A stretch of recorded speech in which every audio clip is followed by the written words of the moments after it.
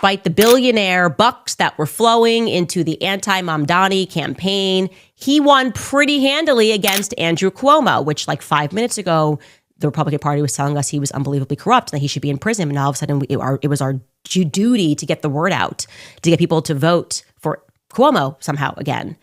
Bill Ackman almost personally ran against MAMDANI, right? Bill gave $1.75 million. Michael Bloomberg also gave money to a Cuomo-affiliated super PAC. He gave $8.3 million to stop MAMDANI, and it didn't matter. The Airbnb co-founder, Joseph Gebbia, gave $3.1 million. It didn't matter. The Tisch family gave $1.2 million. It didn't matter. Still, MAMDANI won. Why? Okay, if we're being honest, he probably won during the first mayoral debate. Okay, just like if I reflect upon 2016, Trump kind of won in the first Republican debate because he was just kind of saying F you to the establishment, and it was pretty apparent. The war in Iraq was a big, fat mistake. They lied. Okay. They said there were weapons of mass destruction. There were none, and they knew there were none. The first foreign visit by a mayor of New York is always considered significant. Where would you go first? I would visit the Holy Land. I would go to Israel. Yeah, I'd make my 4th trip to Israel, followed by my 5th trip to Ukraine, 2 of our greatest allies. My first trip to Israel, my wife's life work in this area means a lot to our family, and it could coincide with my young son Miles' bar mitzvah. I would stay in New York City. My plans are to address New Yorkers across the 5 boroughs and focus on that. And just yes or no, do you believe in a Jewish state of Israel? I believe Israel has the right to exist. Not as a Jewish state? Notice. As a state with equal rights. He won't Not say it has a state. right to exist as a Jewish state. Be very And clear his on answer was no, he won't visit Israel. I said that. That's what he was trying to say. No, unlike. Just like, this is our country, you guys. I love Israel more. No, I love Israel more. No, I love Israel more. But I guess the bigger, broader question is, why didn't MAGA?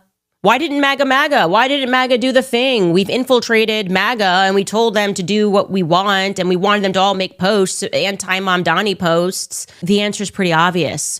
We don't recognize this MAGA, okay? MAGA needs a new leader. Like I said, you lost the party. MAGA got fractured, not when Tucker Carlson interviewed Nick Fuentes, but when Donald Trump looked at us in our faces and said, Epstein who? That's when it was game over. Because Israel first is a cancer cell. It is a cancer cell, left or right, to everything and everyone that wants to play around with it. It is a radical psychosis that has manifested itself within both parties.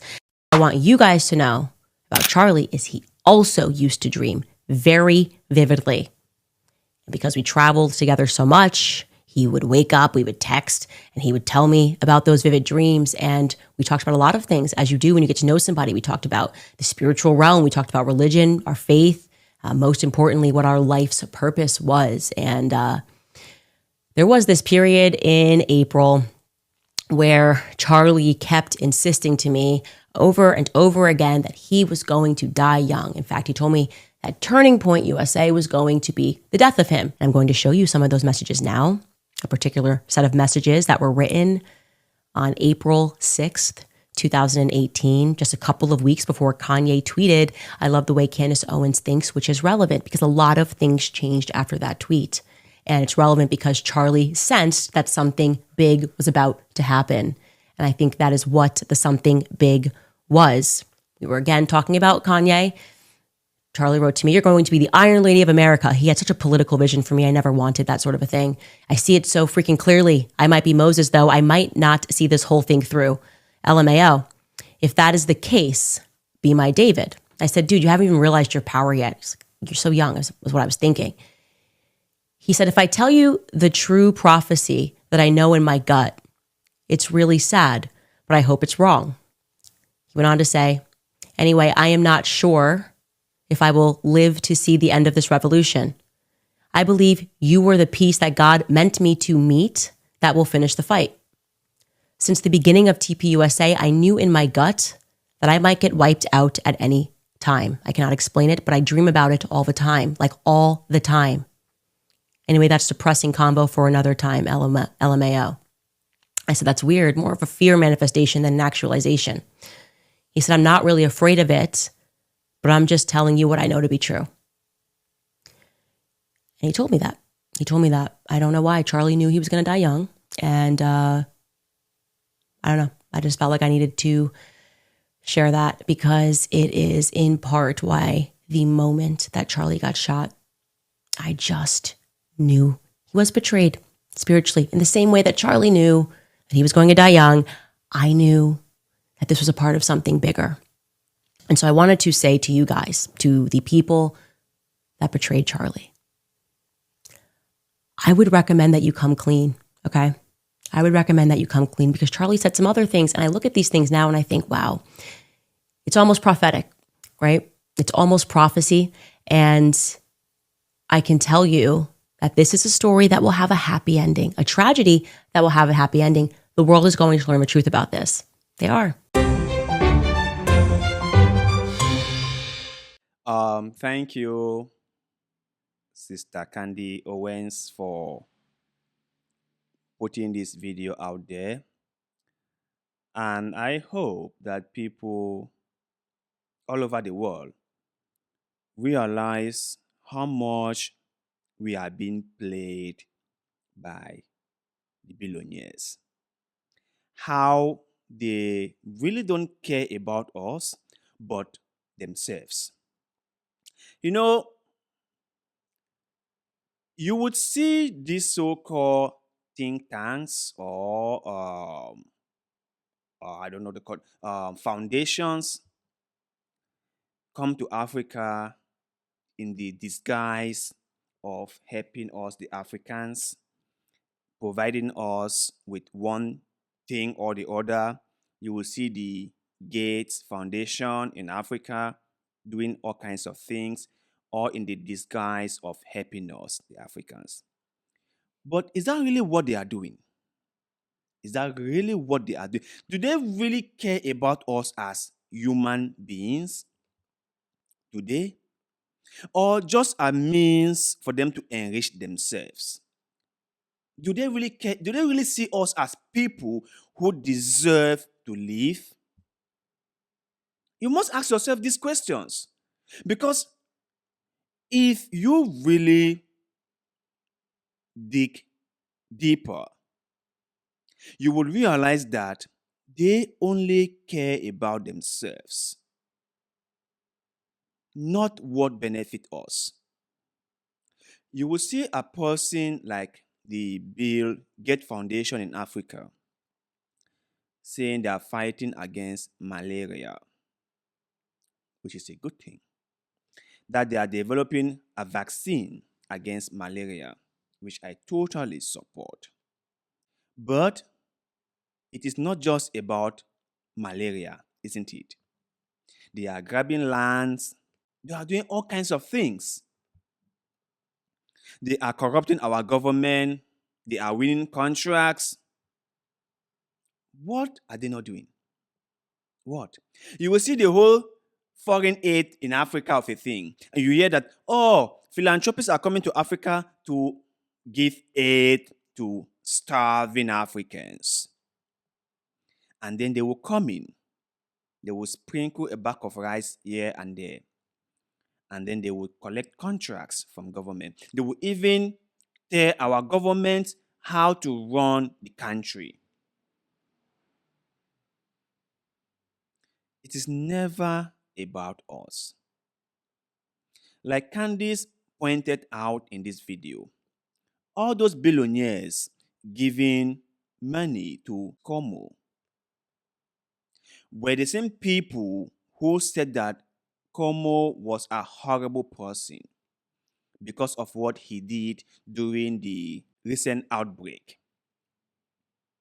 They were all against him. And when MAMDANI came to the picture, then he was now the enemy that must be cast aside by any means necessary.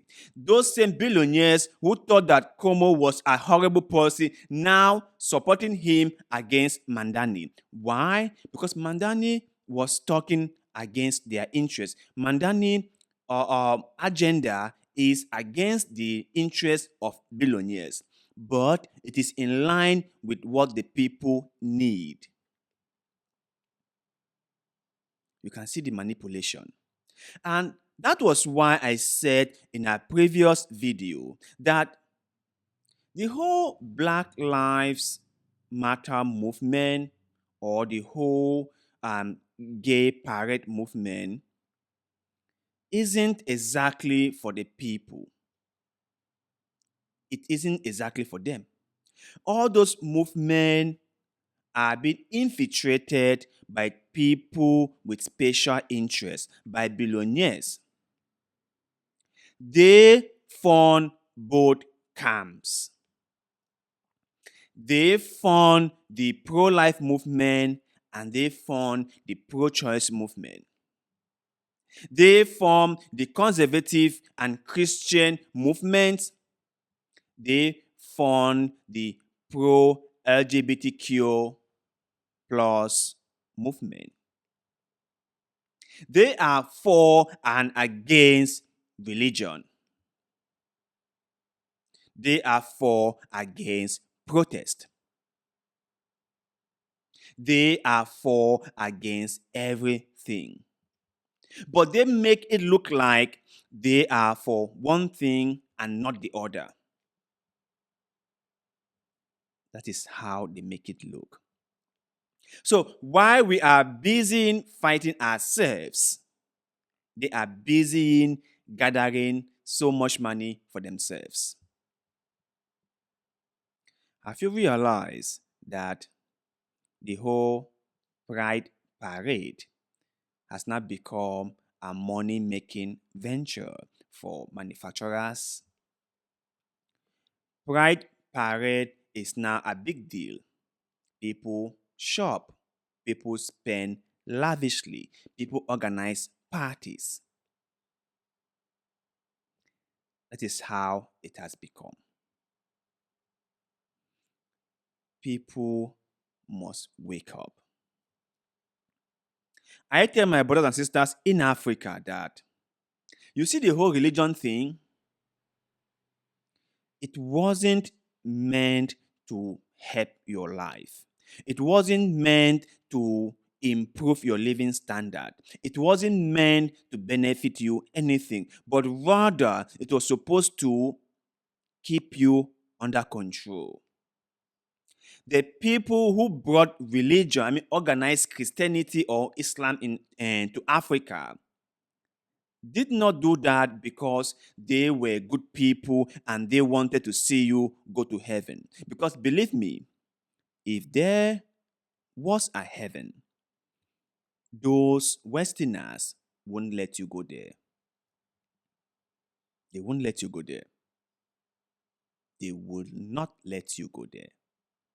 So religion wasn't supposed to help you in one way or the other, but rather it was supposed to keep you in line. Tell you to love all those who oppress you. Tell you to pray for them rather than fight them or take your own destiny into your own hands.